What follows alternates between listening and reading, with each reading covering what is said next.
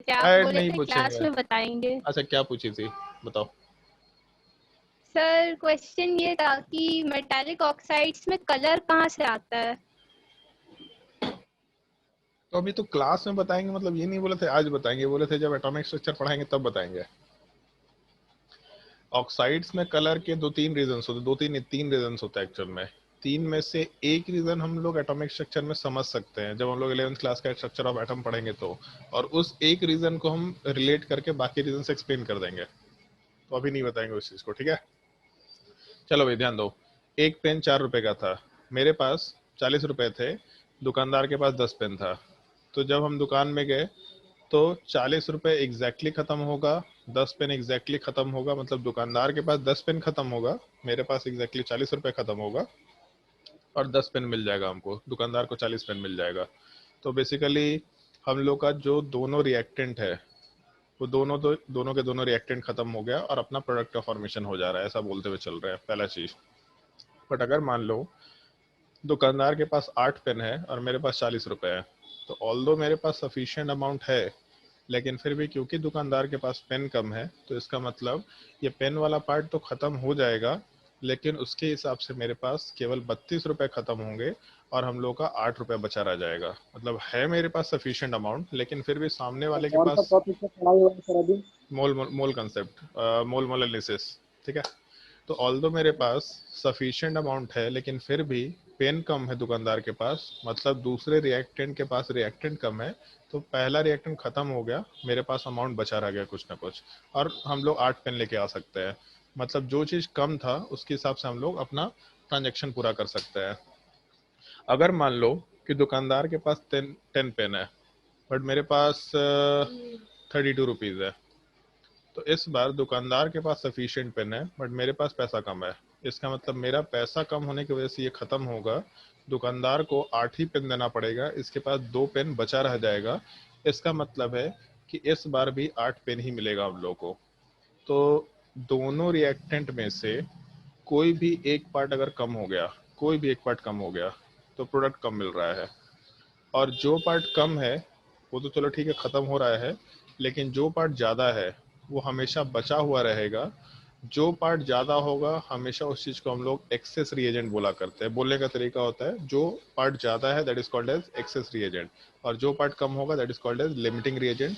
ये वर्ड हम लोग आराम से मेंशन करते हुए काम करते हैं। तो लिमिटिंग रिएजेंट और दूसरा एक्सेस रिएजेंट, ये टर्म्स का थोड़ा ध्यान रखना होगा। इस चीज़ को हम लोग मोल मोल एनालिसिस वाले पार्ट में मेंशन किया करेंगे। अब पॉइंट क्या है कि अच्छा लास्ट क्लास में तुम लोग को बैलेंसिंग वाला पार्ट बताया था, ओके। बैलेंसिंग वाले पार्ट के बाद हम लोग जैसे उसमें डिस्कशन जब कर रहे थे, ये चीज़ तो बता ही चुके थे हम लोग, ठीक है। बैलेंसिंग वाले पार्ट में जैसे ऐसा मेंशन किया था, मान लो कि N2 वाला पार्ट H2 के साथ जब कंबाइन करके NH3 बनाएगा, तो इस केस में हम लोग के पास बैलेंसिंग में नाइट्रोजन के आगे 2 होगा, और सॉरी NH3 के आगे 2 होगा, हाइड्रोजन के आगे 3 होगा, ऐसा मेंशन कर सकते हैं। तो N2 के आगे वैल्यू 1 है, H2 के आगे वैल्यू 3 है, और NH3 के आगे वैल्यू 2 है।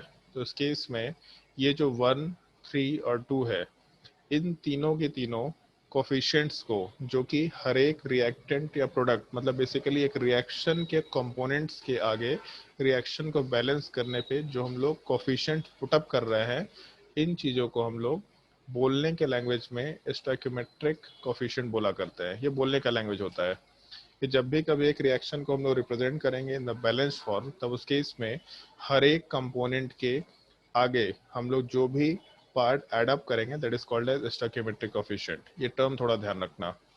और इन जनरल हम लोग ऐसा रिएक्शन लिख सकते हैं, मान लो अगर एक रिएक्टेंट ए है जिसका कोफिशिएंट ए है, दूसरा रिएक्टेंट बी है जिसका कोफिशिएंट बी है, ये दोनों आपस में जब रिएक्ट कर रहा है तो प्रोडक्ट सी बना रहा और डी बना रहा, जिसका कोफिशिएंट स्मॉल सी और स्मॉल डी है।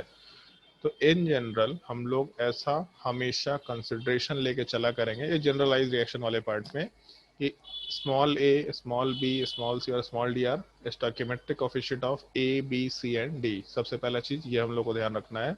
इसके आगे का पार्ट नोट करते चले जाओ, थोड़ा तेजी से नोट करना।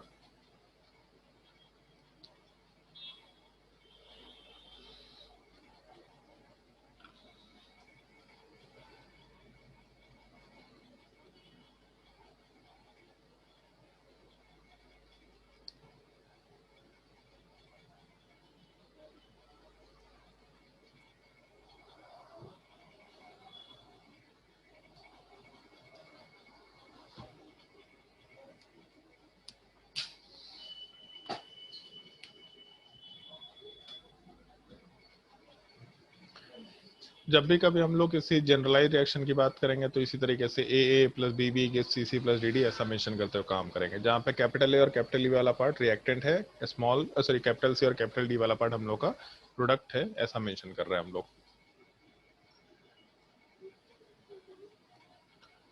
और जब भी कभी हम लोग रिएक्शन कराते हैं तो बोलने का लैंग्वेज क्या है, इस चीज़ की बात करते हैं। जैसे मान लो कि ये चीज़ तो हम लोग को मालूम है कि ये रिएक्शन हमेशा मॉलिक्यूल्स के बीच में होता है, तो ऐसा कंसिडरेशन कर सकते हैं जैसे N2 और रिएक्शन वाले पार्ट में 3H2 था और सामने वाले पार्ट में 2NH3 था। तो बोलने का लैंग्वेज ये होता कि N2 का एक मॉलिक्यूल, ये कोफिशिएंट वाला पार्ट बेसिकली एक रेशियो को रिप्रेजेंट कर रहा है, जिस रेशियो में दोनों के दोनों रिएक्टेंट के मॉलिक्यूल्स आपस में रिएक्ट कर रहे होंगे। तो N2 वाले पार्ट का एक मॉलिक्यूल H2 वाले पार्ट के 3 मॉलिक्यूल के साथ रिएक्शन करेगा, ये बोलने का तरीका है। तो मॉलिक्यूल के टर्म में, एटम के टर्म में बात कर सकते हैं। आगे जाने के बाद ये बात अलग है कि हम लोग मॉलिक्यूल के टर्म में या फिर एटम के टर्म में बात नहीं करेंगे, नंबर ऑफ मोल्स के टर्म में बात करेंगे, लेकिन स्टार्ट हम एटम से मॉलिक्यूल के टर्म में कर रहे हैं।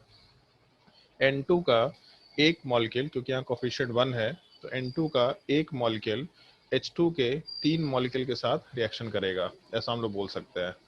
ये केवल रिएक्टेंट के टर्म में हुआ। N2 का एक मॉलिक्यूल H2 के 3 मॉलिक्यूल के साथ रिएक्शन किया, या फिर H2 का 3 मॉलिक्यूल N2 वाले पार्ट के एक मॉलिक्यूल के साथ रिएक्शन करेगा, ऐसा भी हम लोग बोल सकते हैं। तो अगर सोच के चलो कि एक मॉलिक्यूल 3 के साथ रिएक्शन कर रहा, तो अगर हम लोग का 4 मॉलिक्यूल होता, तो एक मॉलिक्यूल, ऐसा लिख देते हैं, एक मॉलिक्यूल अगर 3 के साथ रिएक्शन कर रहा तो 4 मॉलिक्यूल कितने के साथ रिएक्शन करेगा, तो ये 4 गुना हो गया। तो ये भी बेसिकली 4 गुना मतलब 12 लिख सकते हैं। तो एक मॉलिक्यूल अगर 3 के साथ रिएक्शन कर रहा है मतलब 4 मॉलिक्यूल 12 के साथ रिएक्शन करेगा, ऐसा हम लोग आराम से बोलते हुए काम कर सकते हैं। मान लो 10 मॉलिक्यूल होता, तो एक मॉलिक्यूल 3 से रिएक्शन कर रहा तो 10 मॉलिक्यूल वाला पार्ट 30 से रिएक्शन करेगा। जब भी कभी रिएक्शन होता है तो रिएक्शन वाले पार्ट में ये रेशियो मेंटेन होता है। दो स्पीसीज जिस रेशियो में कंबाइन करेंगे वो रेशियो हमेशा मेंटेन होता है। ऐसा नहीं हम बोल रहे कि एक ही मॉलिक्यूल इतने से रिएक्शन करेगा, जैसे ये थोड़ा एब्सर्ड चीज है। मान लो ऐसा दे रखा कि H2 plus half O2 gives H2O। अब यहाँ पे दिख रहा है कि कोफिशिएंट 1 है और यहाँ कोफिशिएंट हाफ, इसका मतलब एक molecule of hydrogen H2 will combine with half molecule of O2। अब हाफ मॉलिक्यूल का तो कोई सेंस नहीं है, हाफ मॉलिक्यूल जैसा कोई चीज एग्जिस्ट नहीं करता। तो इसका मतलब ये है बेसिकली कि अगर इस दो को दूसरे साइड मल्टीप्लाई कर दे तो 2 molecule of H2 will combine with 1 molecule of O2। तो इसका मतलब हर एक ऑक्सीजन के मॉलिक्यूल के साथ हाइड्रोजन वाले पार्ट का 2 मॉलिक्यूल कंबाइन कर रहा है। तो इस तरीके का मॉलिक्यूलर रेशियो हम लोग के बिल्कुल बेसिक पार्ट में एग्जिस्ट करता है, जिसको हम लोग नंबर ऑफ मोल्स में कन्वर्ट करने की कोशिश करते हैं। जब नंबर ऑफ मोल्स में कन्वर्ट करेंगे तो ऐसा बोला करेंगे, एक मोल N2 का 3 मोल H2 के साथ रिएक्शन करेगा।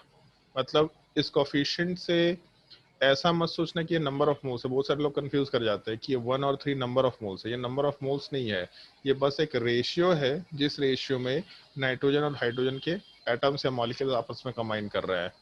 तो इस रेशियो को हम लोग नंबर ऑफ मोल्स के टर्म में रिप्रेजेंट कर सकते हैं, फिर इंटरप्रेट कर सकते हैं कि नाइट्रोजन का N2 का एक मोल हाइड्रोजन वाले पार्ट के 3 मोल के साथ रिएक्शन करेगा। तो अगर मान लो नाइट्रोजन का 4 मोल दे रखा होता, तो ये रेशियो मेंटेन होना चाहिए। अगर एक मोल 3 के साथ रिएक्शन कर रहा है तो 4 कितने के साथ रिएक्शन करेगा, तो 1:3 रेशियो मेंटेन होना चाहिए। तो 4 और 1:3 के हिसाब से यहाँ 12 मोल लिख सकते हैं। मतलब नाइट्रोजन गैस का 4 मोल हाइड्रोजन वाले पार्ट के 12 मोल के साथ रिएक्शन करेगा, ऐसा बोला जा सकता है।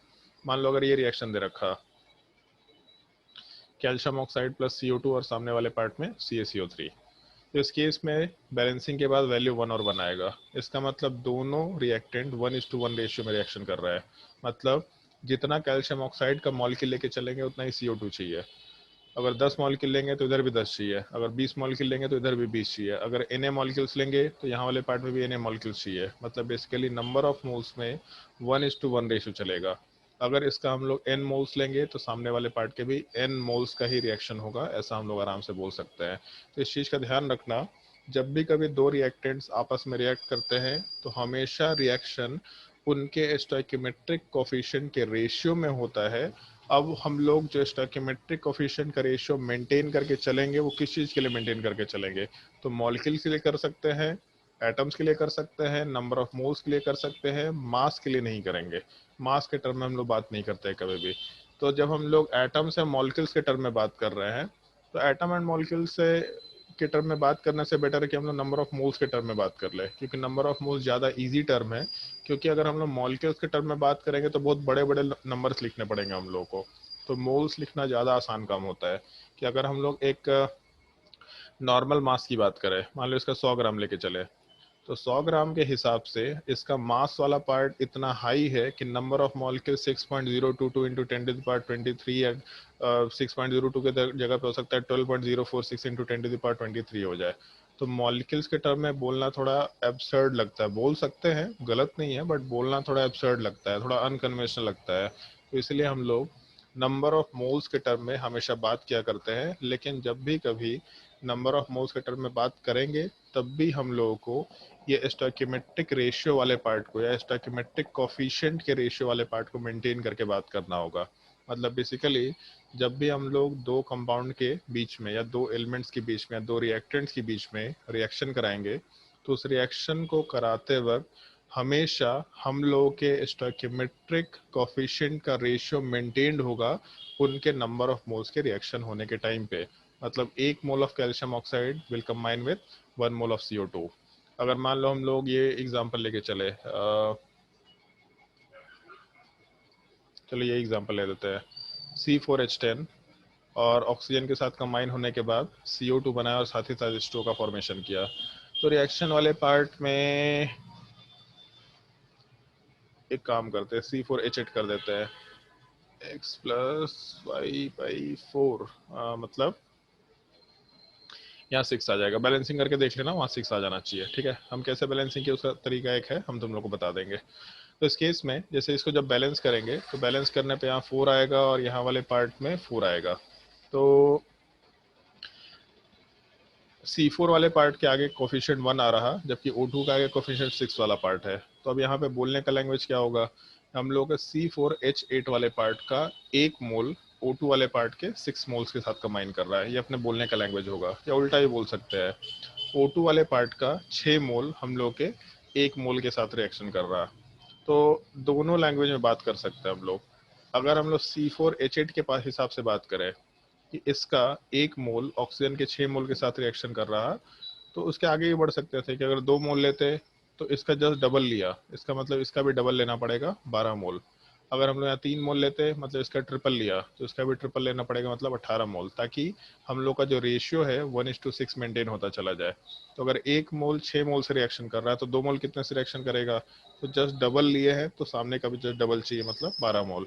1 मोल 3 से रिएक्शन कर रहा, तो 6 मोल जस्ट 3 गुना 18 मोल से रिएक्शन करेगा, ऐसा बोल सकते हैं। उल्टा भी कंसिडरेशन चल सकता है, C4H8 और O2 हम लोग ऐसा लिख रहे हैं कि ऑक्सीजन वाले पार्ट का 6 मोल C4H8 के 1 मोल के साथ रिएक्शन कर रहा है। तो अगर मान लो ऐसा सवाल दिया, तो 24 मोल्स कितने के साथ रिएक्शन करेगा, तो 6 मोल अगर 1 के साथ रिएक्शन कर रहा, तो 6 के जगह हम लोग उसका 4 गुना पार्ट लेके चल रहे हैं। 4 गुना पार्ट का मतलब हो गया 24 लेके चल रहे हैं। तो 1 के जगह इसका 4 गुना पार्ट मतलब 4 लेके चल सकते हैं। तो अगर 6 मोल ऑक्सीजन के रिस्पेक्ट में बात करते हैं, तो भी बोला जा सकता है कि ऑक्सीजन का 6 मोल C4H8 के 1 मोल के साथ रिएक्शन कर रहा, तो इसके 4 गुना पार्ट का रिएक्शन करने के लिए इसका भी 4 गुना चाहिए होगा। बट इसको निकालने का एक और तरीका कंसिडर कर सकते हैं। बेसिकली यूनिटरी मेथड है, और कुछ नहीं है, सब यूनिटरी मेथड है। उसको ऐसा सोचो कि अगर 1 मोल से रिएक्शन करने के लिए 6 मोल चाहिए, तो बेसिकली, या फिर उल्टा बोल रहे हैं, 6 मोल 1 मोल से रिएक्शन कर रहा, तो 1 मोल कितने से रिएक्शन करेगा, तो इस 6 को उठा के दूसरे साइड ले जाओ, तो उस केस में यहाँ 1 आ जाएगा, यहाँ पे 1/6 हो जाएगा। अगर 6 मोल 1 से रिएक्शन कर रहा, तो 1 मोल 1/6 से रिएक्शन करेगा। और उसके बाद हम लोग को निकालना कितना था कि 24 मोल कितने से रिएक्शन करेगा, तो यहाँ 24 से मल्टीप्लाई कर दो, यहाँ भी 24 से मल्टीप्लाई कर दो, जैसे हम लोग करते हैं ना मैथ्स में, LHS और RHS को इक्वेट करने के लिए करते हैं। तो बेसिकली 1 मोल के रिएक्शन करने के लिए हम लोग को ऑक्सीजन का 6 मोल चाहिए। तो अगर हम लोग ऑक्सीजन का 1 मोल लेके चले, तो हम लोग इस 6 को उठा के दूसरे साइड लेके चले जाते हैं, तो इस केस में 1/6 आएगा वैल्यू, मतलब ऑक्सीजन के 1 मोल के साथ हम लोगों का कार्बन वाले पार्ट C4H8 वाले पार्ट का 1/6 मोल रिएक्शन कर रहा है, बट हमको निकालना कितने के लिए था, 24 के लिए, कि 24 अगर ऑक्सीजन लेके चलते तब उस केस में हम लोग का ये C4H8 कितना चाहिए था। तो यहाँ तो वैल्यू 1 है, हम लोग को चाहिए 24, तो सिंपली बस यहाँ 24 से मल्टीप्लाई कर दो। तो सामने में भी हम लोग 24 से मल्टीप्लाई करेंगे, ये कैंसिल आउट होगा, बचेगा 4, मतलब यहाँ पे वैल्यू आ गया 24। तो 24 मोल आराम से 4 मोल के साथ रिएक्शन कर सकता है। इसका एक बहुत ही स्ट्रेट फॉरवर्ड तरीका है, बट हम तुम लोग को वो तरीका नहीं बता रहे अभी, हम तुम लोग को यूनिटरी मेथड बता रहे हैं। तुम लोग को इस यूनिटरी मेथड से ठीक ही है सर, क्वेश्चन सॉल्व करना है। क्या बोल रहे हैं, ठीक है सर, वो क्या है, ट्रिक ट्रिक आवाज क्लियर नहीं आ रहा तुम्हारा। हेलो, हाँ बोलो। ट्रिक है सर, नहीं ट्रिक ऐसा नहीं है, होता है। बेसिकली एक मैथमेटिकल कैलकुलेशन का तरीका है। ट्रिक जैसा इसमें कुछ नहीं है, मतलब ये बेसिक एक कंसेप्ट है। तो वो तरीका तो हम बताएंगे, मैथमेटिकल फॉर्मूला टाइप का फॉर्मूला पुट करो और आंसर निकालो, बट वो हम तरीका तुम लोग को बहुत लास्ट में बताएंगे, अभी नहीं बताएंगे। तुम लोग को ये यूनिटरी मेथड सीखना है, ये यूनिटरी मेथड आना चाहिए, ठीक है, थोड़ा ध्यान रखना है इस चीज का। जैसे मान लो कुछ क्वेश्चंस का हम लोग बस एक नॉर्मल क्वेश्चंस का डिस्कशन करते हैं, रैंडम। मान लो एक सवाल ऐसा दे रखा,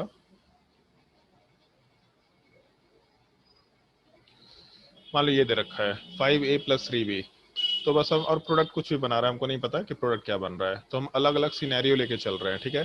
पहला सिनेरियो लेके चल रहे हैं कि ए का 5 मोल लेके चल रहे हैं, तो बी का कितना मोल रिएक्ट करेगा। तो कोफिशिएंट में ये चीज दिख रहा है हमको, कोफिशिएंट 5 और 3 दिख रहा है, ये मोल्स नहीं है, कोफिशिएंट है, स्टोइकियोमेट्रिक कोफिशिएंट है, लेकिन मोल्स इसी रेशियो को फॉलो करेगा। मतलब हमेशा ए वाले पार्ट का जो नंबर ऑफ मोल्स है और बी वाले पार्ट का जो नंबर ऑफ मोल्स है वो 5:3 का ही रेशियो फॉलो करेगा। मतलब ऐसा लिख सकते हैं, Na/Nb must be equal to 5/3, ये हमेशा होना चाहिए। तो अगर मान लो कि नंबर ऑफ मोल्स 5 दे दिया होता सवाल में, जो कि दे रखा था यहाँ पे, तो इस Na वाले पार्ट में अगर हम लोग वैल्यू 5 डालें, तो इस केस में Nb इज इक्वल टू, आराम से हम लोग ये 5 कैंसिल आउट होगा, 3 के बराबर वैल्यू निकाल सकते हैं। तो इतना लंबा मैथमेटिकल कैलकुलेशन नहीं करना है, हम लोग उसको सिंपल लैंग्वेज में रखा करेंगे कि हम लोगों का स्टोइकियोमेट्रिक कोफिशिएंट वाला पार्ट 5:3 दे रखा, तो बोलने का लैंग्वेज क्या है, ए का 5 मोल बी के 3 मोल के साथ रिएक्शन कर रहा है, ये बोलने का लैंग्वेज है।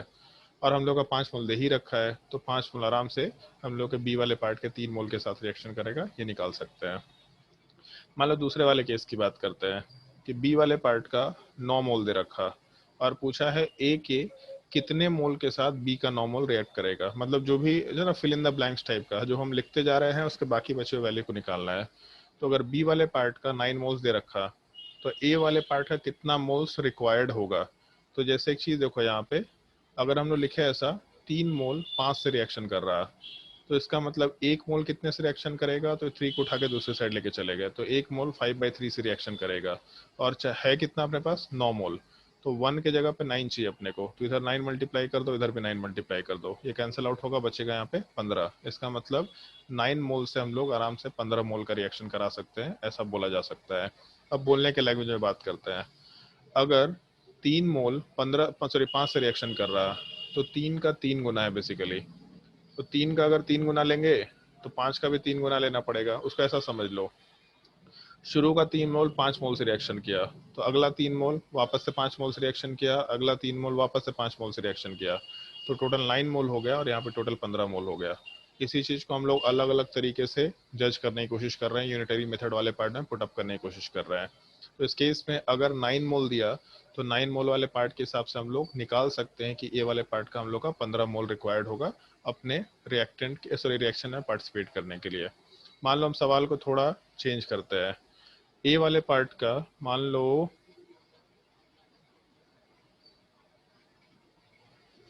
20 मोल दे रखा, ए वाले पार्ट का 20 मोल है और ये निकालना है कि बी वाला पार्ट कितना रिएक्ट करेगा।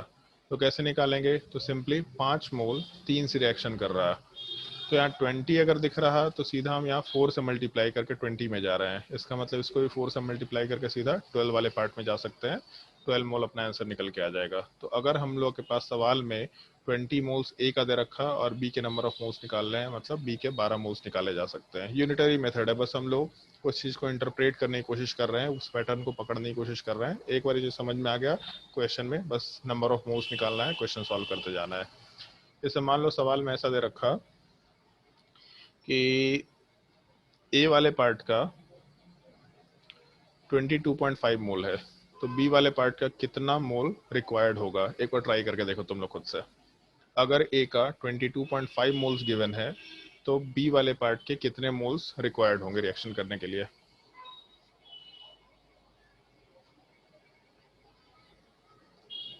सर 13.5। का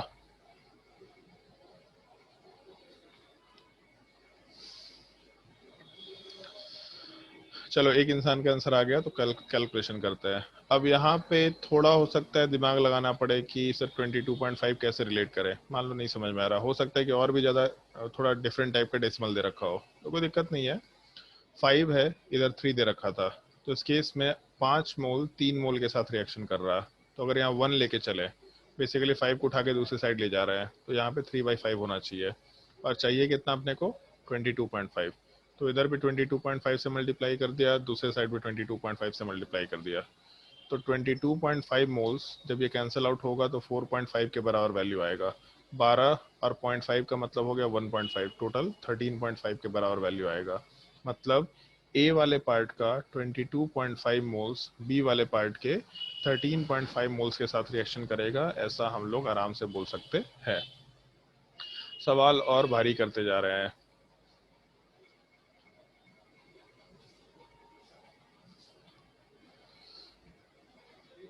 बी वाले पार्ट का 16.5 मोल्स ए वाले पार्ट के कितने मोल्स के साथ रिएक्शन करेगा? बी का 16.5 मोल्स ए के कितने मोल के साथ रिएक्शन करेगा? सर 27.5। पक्का?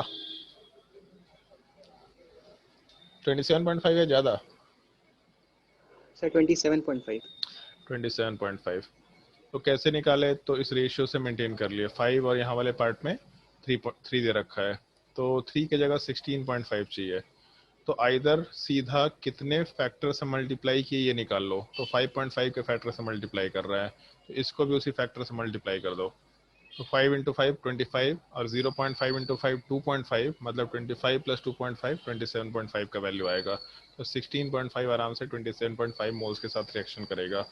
जब भी कभी हम लोग रिएक्शन कराते हैं तो हमेशा रिएक्शन के टाइम पे पूरा का पूरा रिएक्टेंट और इनफैक्ट प्रोडक्ट को हम लोग नेक्स्ट क्लास में इंट्रोड्यूस करेंगे, पूरा का पूरा reactant as well as product इस स्टोइकियोमेट्रिक रेशियो को मेंटेन करता है। जब भी वो रिएक्शन करता है तो उस रेशियो में ही मेंटेन, मतलब रेशियो में ही रिएक्शन होता है, क्योंकि वो रेशियो मॉलिक्यूलर लेवल से चला आ रहा है। हम लोग उसको नंबर ऑफ मोल्स पे कैलकुलेट कर रहे हैं, बट एक्चुअल में वो मॉलिक्यूलर लेवल पे एग्जिस्ट कर रहा है। एक मॉलिक्यूल 2 से रिएक्ट करेगा, 2 मॉलिक्यूल 10 से रिएक्ट कर रहा है, 2 मॉलिक्यूल 5 से रिएक्ट कर रहा है।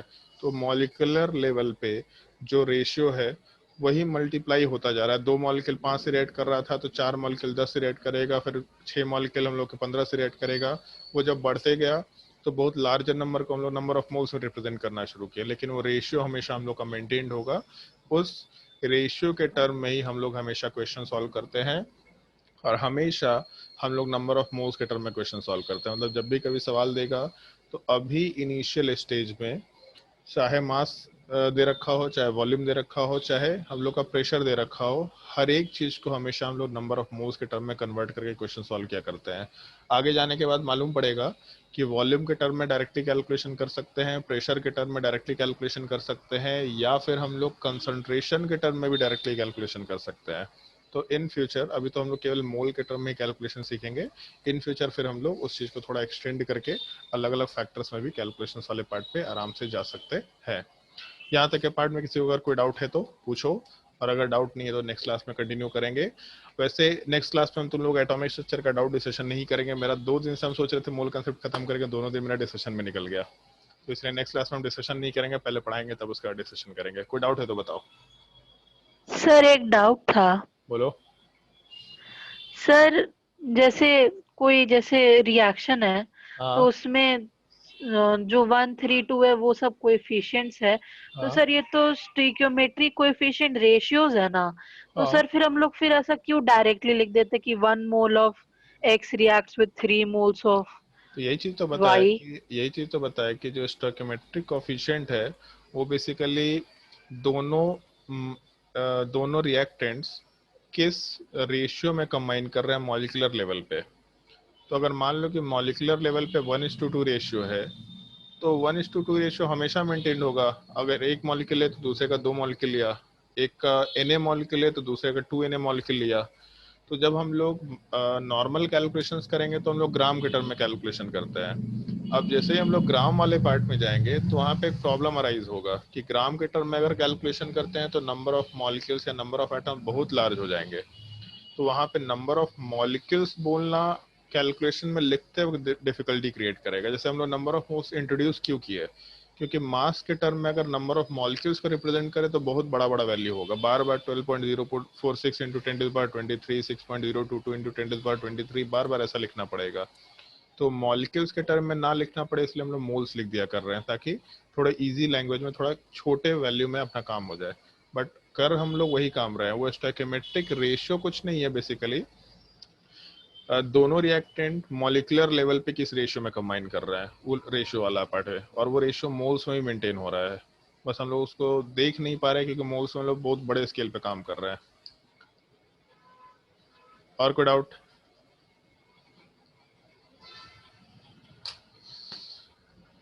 तो नेक्स्ट क्लास में हम इस चीज को कंटिन्यू करते हैं। नेक्स्ट क्लास में हम लोग इससे रिलेटेड क्वेश्चंस वाले पार्ट पे आएंगे, काफी सारे क्वेश्चंस का डिस्कशन करेंगे। आज भी बेसिकली कुछ पढ़ाई तो हुआ नहीं है, तो नोट्स में तो कुछ भेजने लायक है नहीं मेरे पास। चलो ठीक है, नेक्स्ट क्लास में कंटिन्यू करते हैं।